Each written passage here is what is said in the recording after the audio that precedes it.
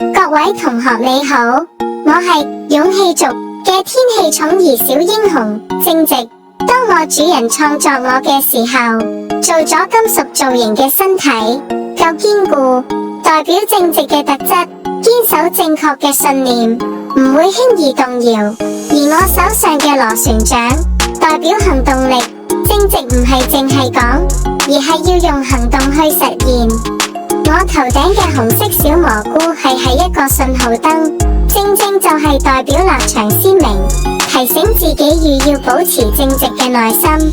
而我頭上嘅樹木象徵成長，就好似正直係我哋性格裏面嘅根基。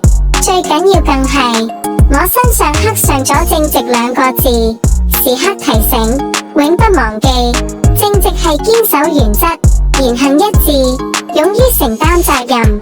如果培養好正直呢個性格強項，就一定可以成為更好嘅自己啊！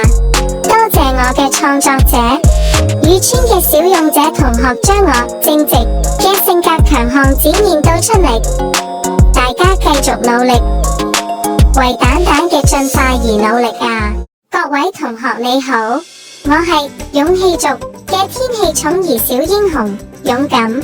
當你完成創作之後，你要透過正向之樹，為你創作嘅天氣寵兒小英雄選擇一粒正向之果，正向之樹就會為你創作嘅天氣寵兒小英雄命定天氣屬性。呢個天氣屬性同時會出現喺正向卡上面，而天氣屬性將會係玩天氣寵兒桌遊時其中一個致勝嘅關鍵。